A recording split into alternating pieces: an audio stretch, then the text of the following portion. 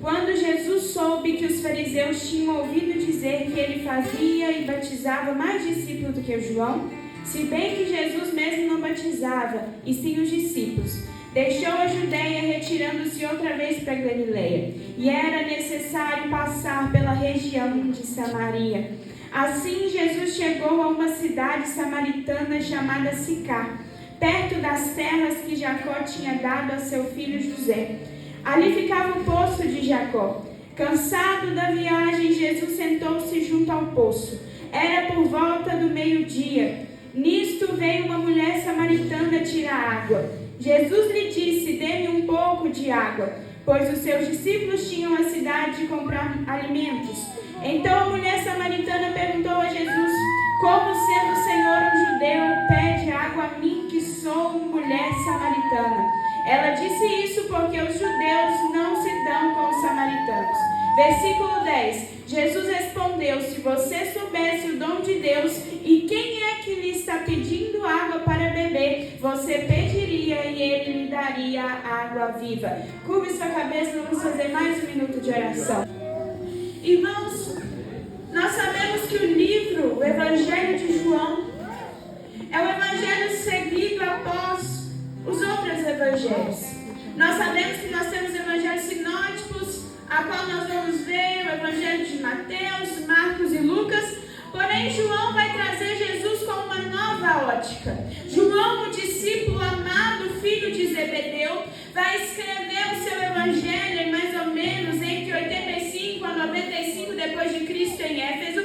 E a Bíblia então vai nos falar que no capítulo 1, João vai começar a se retratar de Jesus como o verbo que se fez carne. Nós observamos que em Mateus e em Lucas, os escritores dos evangelhos vão trazer para nós a vida de Jesus. Vão começar com a genealogia de Jesus. Mateus vai trazer para nós essa genealogia. Lucas capítulo 1 vai trazer para nós aquele período intertestamentário que é quebrado quando o anjo vai até ao pai de João Batista, que seria Zacarias, que estava no turno de Abias e estava indo oferecer incenso ao Senhor. E a Bíblia então vai nos falar que João vai trazer uma ótica diferente de Jesus. Ele vai trazer para nós, sendo Jesus Cristo neste momento, o verbo eterno que se fez carne. A Bíblia vai nos falar que João vai trazer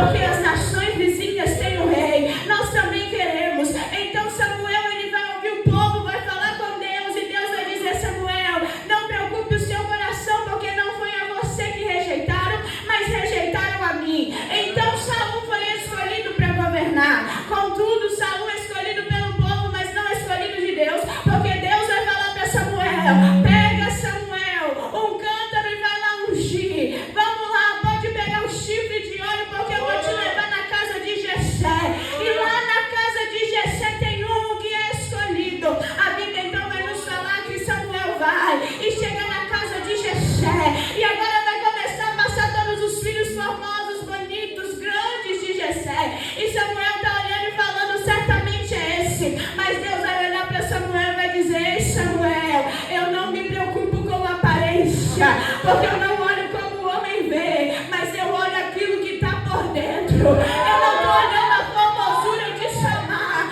mas eu estou olhando um que está lá no pasto se preparando, cuidando das ovelhas do pai. O pai não deu nem falta dele ainda, mas eu estou olhando para Davi, que não tem formosura, de pequena estatura, mas eu estou olhando para ele, porque enquanto os irmãos estão em casa, ele está matando urso, ele está matando leão, e eis que não vão sentar na mesa enquanto o escolhido não chegar.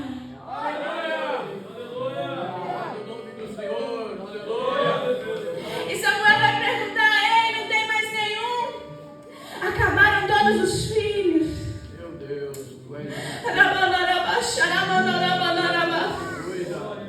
quem sabe você está sendo esquecido aqui nessa noite, mas o Senhor te trouxe aqui para te falar que Ele está te vendo, que Ele está contemplando o teu coração.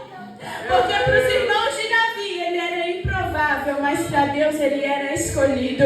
Porque Deus gosta de quebrar paradigma. Ele gosta de pegar aqueles que ninguém escolheriam para fazer a obra dele. Porque ele é assim, ele pega os que não são para confundir aqueles que são.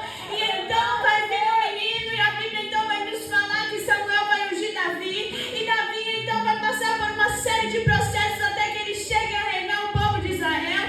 E adiantando um pouquinho a nossa mensagem, Samuel então unge Davi. Agora Davi reina, chega a hora da sua morte, Salomão vai ficar no seu lugar. A Bíblia então vai nos falar que sobre o reino de Davi foi consolidado a política e a espiritualidade de Israel. Porém, no reino de Salomão, o reino vai expandir, mas no final ele sobrecarregou o povo com impostos e trabalho árduo. Tanto é que quando Salomão morre, o seu filho Roboão vai ficar no seu lugar.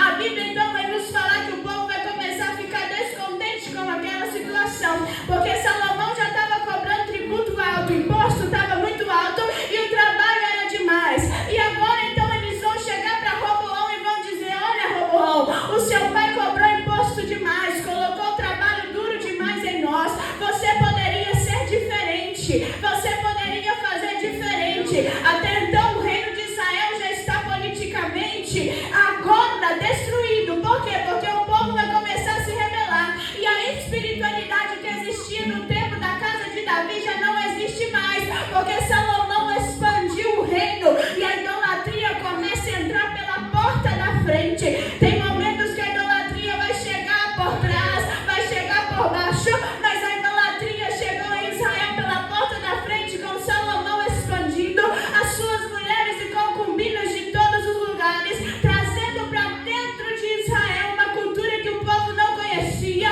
Um paganismo vai começar a acontecer nesse contexto histórico. E então Roboão vai chegar para os anciãos e ele vai começar a falar: o que vocês acham que eu devo fazer? E os anciãos vão virar e falar para Roboão: olha, Roboão, seja diferente do seu pai, não faça como Salomão, abaixa o tributo, abaixa o trabalho. Contudo, Roboão vai ficar descontente com o que os anciões diziam, e ele vai chegar para os conselheiros mais jovens, os conselheiros que talvez eram até mesmo seus amigos, e os seus conselheiros mais jovens vão virar e falar: Roboão, se o seu pai for ruim, você vai ser pior. Roboão, se o seu pai colocou trabalho, você vai triplicar o trabalho que eles têm. Se o imposto era alto, duplique esse imposto. Esse povo vai começar idade. Então Roboão, ele pega o conselho dos mais jovens, porque era aquilo que agradou o coração dele. Nós temos que ter cuidado com os conselhos que nós estamos ouvindo. Porque quando é um conselho que vai me trazer algo, que vai confrontar o meu eu desprezo. Mas quando é um conselho que vai bater contra a minha carne, quando é um conselho em que eu estou sendo ali advertido, eu não quero. Eu desprezo o conselho dos anciãos. Mas quando chegam os jovens de pouca idade, de pouca sabedoria, e começam a dizer aquilo que é bom para minha carne, o que fortalece o meu ego, eu abraço. E este abraço que Roboão deu nesses conselhos ruins, teve ali um início da divisão do reino de Israel, que nunca mais foi unificado. Um conselho ruim pôs o fim no reino de Davi, porque quando ele pecou e Deus falou que a espada não sairia da casa dele, nós estamos vendo na divisão, porque então o povo vai se rebelar, e as 10 tribos do norte se revoltam e proclamam Jeroboão como seu rei, e agora no reino do sul vai ficar Roboão reinando em Jerusalém. A Bíblia vai nos falar que Deus havia usado um profeta por nome de Aías, e esse Aías lá em 1 Reis vai encontrar com Jeroboão, e a Bíblia vai nos falar que Aías estava com uma capa, com um manto, e quando Jeroboão, que estava voltando do Egito, porque Salomão procurou matar Jeroboão e ele teve que fugir, e agora ele está retornando, a Bíblia vai nos falar que no caminho o profeta Aías rasga a sua veste e divide em 12 partes, em 10 pedaços ele entrega na mão de Jeroboão, e ele vai dizer: ei Jeroboão, vai vir uma divisão e você vai estar lá, vai ter uma divisão, mas não preocupa não, que tudo está no controle de Deus. Às vezes nós pensamos que as situações que nós estamos vivendo estão distantes de Deus, mas Deus está olhando e usando o profeta Aías para falar: a divisão que está vindo aí, está tudo sob o meu controle, porque eu não perdi o controle de nada, eu não perdi o controle da situação. Deus não perde o controle da minha e nem da tua vida. Até mesmo no meio da divisão, o Senhor já tinha usado o profeta para falar, porque ele não faz nada sem antes usar os seus. E agora então Jeroboão está na frente da divisão, e a Bíblia então vai nos falar que agora não temos mais um reino unificado, o reino de Israel acabou. Nós temos agora então o reino do norte, Israel. As 10 tribos estavam lá, e a capital era Siquém, depois vai ser Tisa, e por fim Samaria, definido pelo pai do tal do Acabe. Quem lembra de Acabe, esposo de Jezabel? O rei Uri, ele vai definir o nome como Samaria, a capital de Israel. E agora então nós estamos vendo o reino do sul, cuja capital era Jerusalém, Judá. Agora Judá está apenas com 2 tribos, a tribo de Judá e a tribo de Benjamim. E a Bíblia então vai nos falar que o Senhor, ele vai começar a falar com aquele povo. E nós temos o conhecimento que lá no livro de 1 Reis, Jeroboão foi feito rei de Israel, Roboão é o rei de Judá, e agora os reis que vão preceder a queda de Israel, porque nós sabemos que os reis que vão pegar o controle vão ser reis que vão desagradar a Deus. Nós temos algumas exceções, como o rei Ezequias, que foi um rei que agradou o coração do Senhor, mas chegou o seu filho e fez tudo errado. Nós temos a consequência desse tanto de pecado, o povo sendo levado para o exílio babilônico, e por 70 anos ficaram sofrendo na mão dos babilônicos, porque quando eles saíram da cidade, o profeta Isaías profetizou, o profeta Abacuque falou, mas o povo desacreditou, e então o povo vai ter que começar a sofrer na mão da Babilônia, porque foi levada a primeira remessa, e é nessa remessa que está Daniel, Misael, Ananias e Azarias, junto com mais 10.000 jovens que eram da tribo de Judá, e agora eles deveriam servir no palácio do rei, contudo resolveram não se contaminar. Eu não sei por que Deus está me levantando nessa dinâmica, mas o Senhor está dizendo: escolha não se contaminar com o manjar que está lá fora, mas está todo mundo fazendo, escolha ser diferente, porque Deus ainda conta com aquele que é diferente. Escolha não se contaminar, porque Deus ainda conta com aqueles que são verdadeiros adoradores, que o adoram independente do local onde estão. Daniel está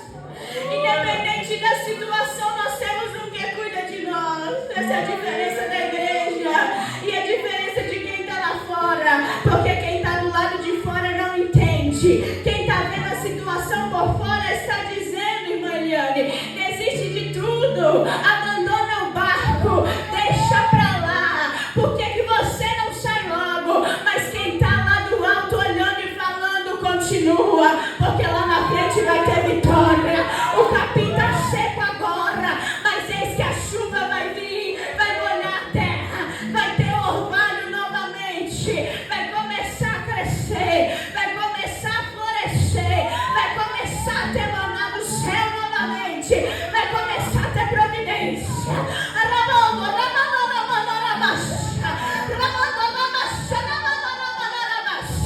O Senhor está falando que vai ter providência e não vai vir do homem nem da mulher, vai vir do alto, vai vir do alto, vai vir do alto, porque quando vem do alto não tem inimigo que para, não tem inimigo que para. Quando vem do alto não há pra Satanás.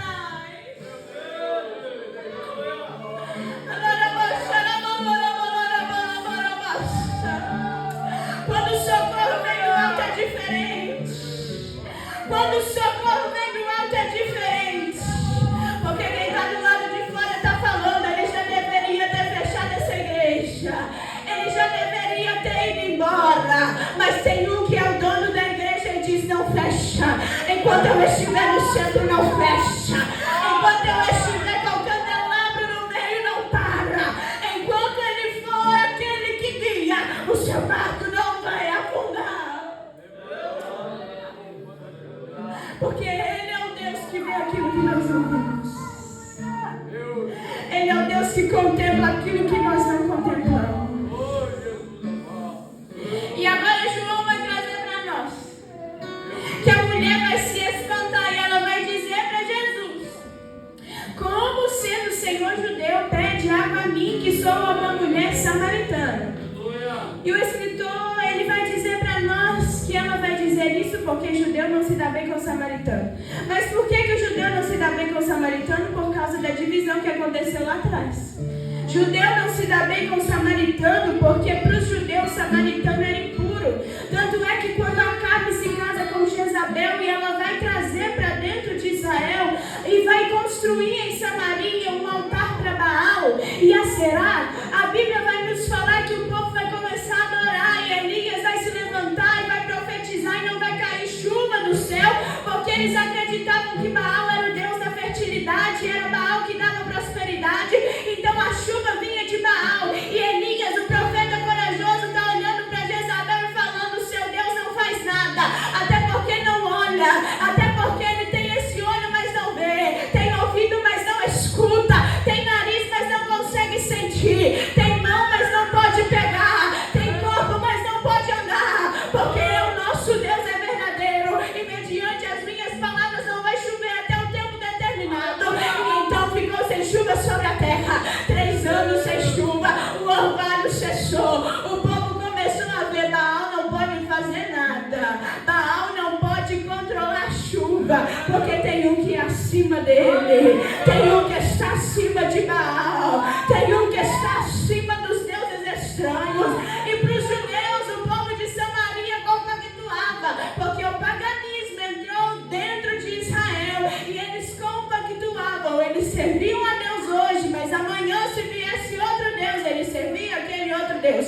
Eles estavam na igreja, no templo hoje, mas se fosse amanhã e oferecerem para ele uma cervejinha, ele desvia e vai embora. Eles estavam na igreja hoje, mas se alguém viesse se oferecendo para eles, eles se desviavam, ficavam com as prostitutas e não queriam nem saber se era pecado ou não. Era aquele povo que os judeus estavam olhando e falando: é impuro. Mas Jesus está olhando para dentro de Samaria e está dizendo: tem uma impura ali que eu quero salvar, porque eu ainda salvo aqueles que precisam.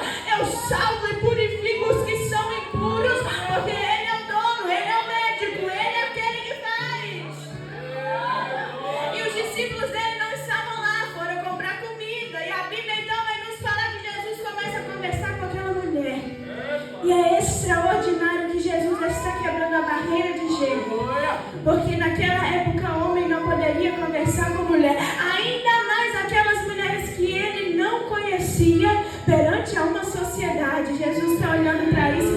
quebrei. Jesus está olhando para a etnia e falando: eu não estou nem aí se ela é samaritana e eu sou judeu. Eu estou quebrando isso hoje. Jesus está olhando para a religiosidade da época e dizendo: eu estou quebrando a religiosidade. Porque não importa se é em Jerusalém ou se é em Gerizim que vocês adoram. O que importa é que vocês vão começar a adorar em espírito e em verdade.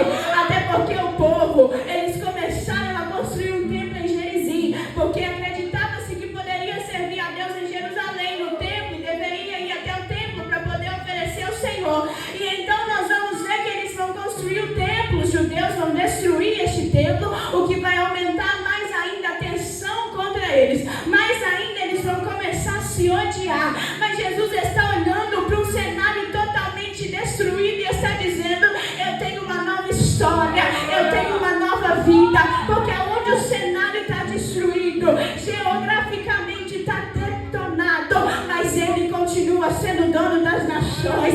E quando ele quer fazer, não há para ninguém. Quando ele quer se encontrar com a mulher samaritana, ele vai. É meio-dia, o sol está rachando no coco, mas Jesus está parado perto do poço e a mulher samaritana está vindo. E Jesus está falando para ela: ei, me dá um pouco de água. A mulher vai começar, Camila, a questionar Jesus e vai dizer: mas você não tem copo? Como que pega água no poço se você não tem balde para pegar água? Ela está limitada a poço, porque ela ainda não encontrou a fonte de água viva. E Jesus está olhando para ela e falando: ah, mulher, se tu soubesse quem está te pedindo a água, tu pediria água e eu te daria uma água que jorra para a vida eterna. Ah, se tu soubesse quem está falando com você agora, você não estaria preocupada com o copo, porque o copo não vai ser razoável. Você não estaria preocupada com o balde, porque a água que pode jorrar vai lotar este lugar. A água que pode jorrar vai lotar este lugar. E balde não vai conter, copinho não vai conter, porque a água que vem do céu é soprada pelo Espírito Santo. E aquilo que nós temos não pode conter, porque vem do alto.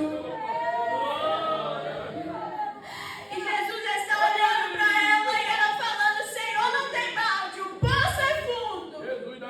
Na minha concepção é impossível isso acontecer. Eu vou te dar água, eu nem te conheço. O Senhor é judeu e eu sou samaritana. Como pode isso ser possível? Por acaso o Senhor é maior do que Jacó, que deu esse poço para José? E ela começa a falar de Bíblia com o dono da Bíblia, meu irmão. Ela começa a falar: você é maior que Jacó. Jacó que foi o pai de José, que deixou esse poço para nós. Ela começa a questionar, mal ela sabendo quem estava na frente dela. Eu, se fosse Jesus naquele momento, tinha falado: minha filha, eu estava lá quando foi escrito. Eu estava no alto vendo todas as coisas.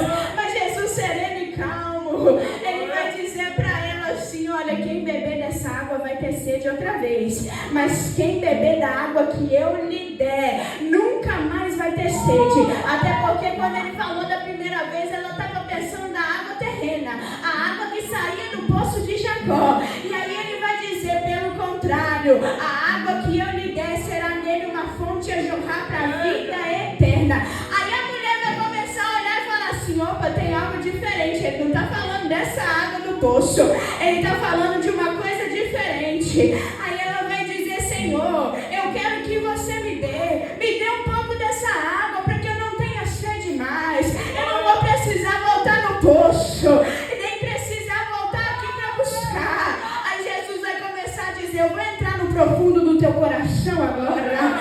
Eu vou começar a entrar em quem ninguém viu. Eu vou começar a revelar aquilo que não foi revelado. E aí Jesus vai olhar para ela e falar assim: vai lá e chama o teu marido. E aí quando você chamar ele, você vai voltar aqui. Aí a mulher vai responder: eita, Jesus, eu não tenho marido. Eu não tenho marido. Aí Jesus vai dizer: dissestes bem, você não tem marido, porque você já teve 5 e este que você tem agora não é o seu marido. Então o que você está dizendo é verdade. Aí a mulher vai virar e falar assim para Jesus: meu Deus, o Senhor é um profeta.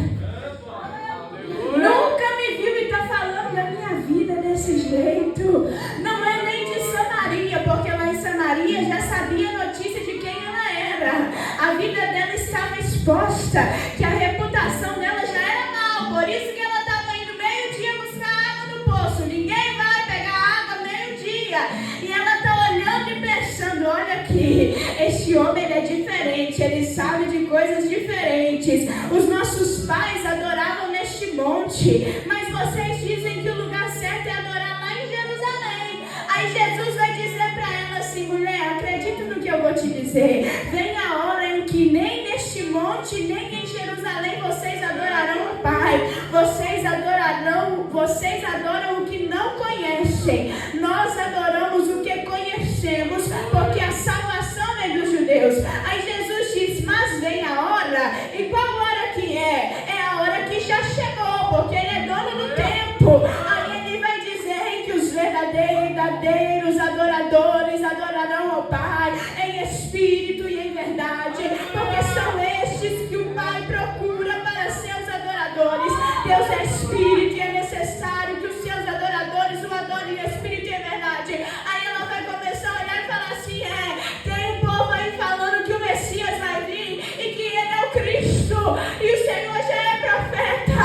Aí o Jesus vai dizer para ela, mulher, eu sou o Messias, eu sou o Cordeiro vivo que fui enviado ao céu, o Cordeiro que não vai morrer de morte sufocada, porque para o holocausto ser aceito, o Cordeiro não era de morte sufocada.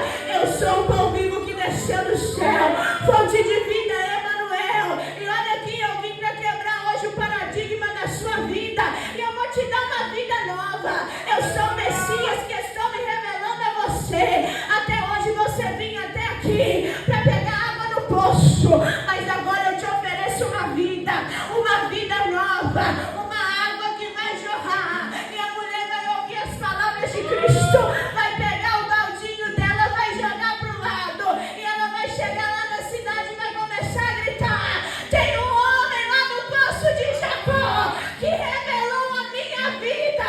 Eu não conheço ele, mas ele é o Messias, ele é o Cristo. Venham vocês também para conhecer esse homem. E Jesus vai chegar em Samaria, quebrando o paradigma nessa noite.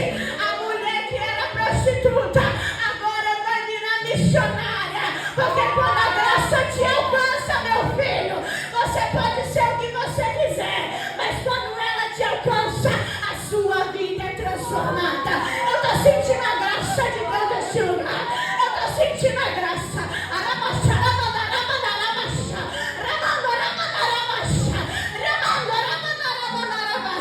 Quando a graça nos alcança, a nossa vida é transformada de uma forma tão espetacular que aqueles que não gostavam, que era desprezada, agora está pegando a água e ela foi direto na fonte. E ela não se conteve só com aquilo para ela.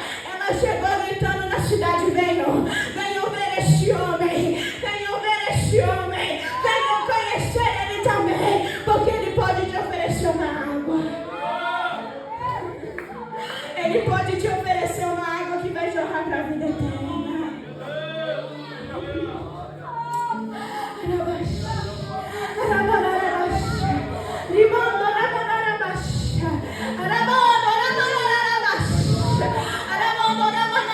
Jesus está curando aqui nessa noite, porque quando eu estava lá no meu quarto hoje orando em Ipanema na parte da tarde, ele falou para mim, Yasmin, eu vou curar naquele lugar, eu vou fazer uma coisa extraordinária. Recebe a cura aquele que tem fé para receber, recebe a cura aquele que tem fé para crer, recebe a cura emocional, recebe a cura psicológica, recebe a cura do tumor maligno, recebe a cura do infarto do miocárdio, recebe a cura neste lugar, porque o Senhor está passando aqui e está dizendo, eu tenho uma água diferente, eu tenho uma água diferente, eu tenho uma água diferente, e a água que vocês não podem conter, porque vem do alto, recebe a cura para o teu emocional. O diabo disse que você não ia passar desse ano, mas Jesus está falando, eu sou a água, eu sou a fonte, não precisa mais de poço, porque eu vou te oferecer uma água, e essa água vai saciar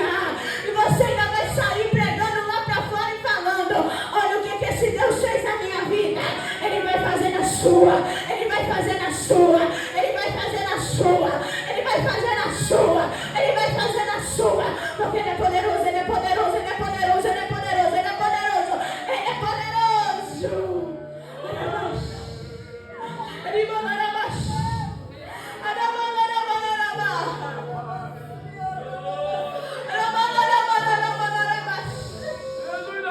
Ele é poderoso, Ele é poderoso, Ele é poderoso. Adora Ele que Ele está neste lugar. Adora Ele, dá o seu glória a Deus para Ele. Porque Ele está aqui, Ele está na casa, Ele está na casa, Ele está na casa, Ele está na casa.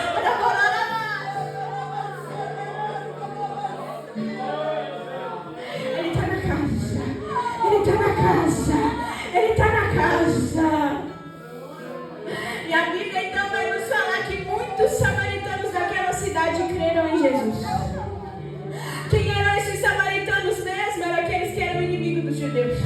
Mas Jesus está entrando na cidade e falando: eu estou aqui para mostrar que a salvação pode vir neste lugar e que a minha graça pode vir e abraçar até mesmo aqueles que não merecem, porque é favor imerecido. E aquelas pessoas acreditaram no testemunho da mulher e por causa do testemunho creram, mas eles pediram que Jesus ficasse com eles por 2 dias. E 2 dias Jesus ficou naquele lugar e eles creram nas palavras de Jesus. E aí eles começaram a falar com a mulher samaritana assim: olha, agora não mais cremos por causa do teu testemunho, mas nós cremos porque nós conhecemos essa água, nós experimentamos ela e nós reconhecemos que Ele é o Messias, que Ele é o Cristo, Ele é aquele que havia de vir, agora chegou e nós estamos tendo o privilégio de conhecê-lo. Nós vamos contar os nossos testemunhos e aquilo chegará no coração das pessoas, mas nós devemos entender que quando a pessoa tiver o contato com a água da vida eterna, ela vai olhar e falar assim: eu estou crendo, pastor, não é porque o Senhor orou para mim, mas é porque quando o Senhor orou eu senti Jesus,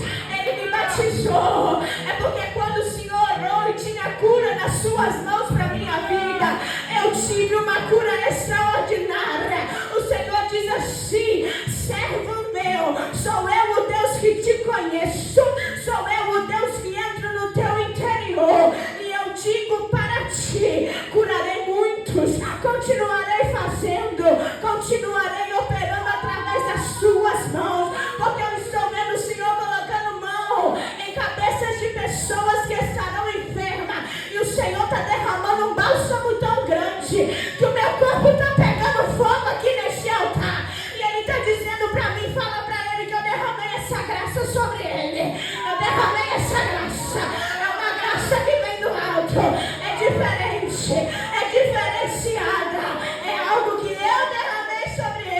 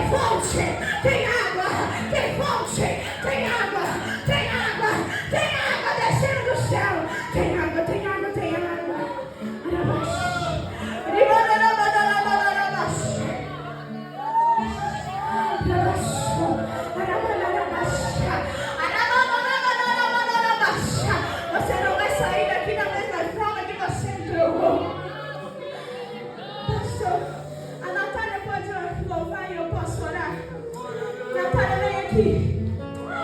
Eu peço à igreja com a permissão do pastor para ficar de pé. Nós vamos orar aqui. E o Senhor vai entrar em coração nessa noite. O Senhor vai entrar em coração nessa noite. Você falou, esse era o meu último culto. Eu não voltava mais lá. Eu estou tão decepcionada. Eu estou tão machucada. E o Senhor está olhando e falando, eu tenho bálsamo para você. A sua história não vai continuar assim. A sua história não vai continuar a mesma. Porque Ele tem água aqui nessa noite. Ele tem água aqui para a sua vida. Ele tem uma água que nós não podemos contê-la. Ele é a fonte da vida eterna. Ele é a fonte da vida eterna.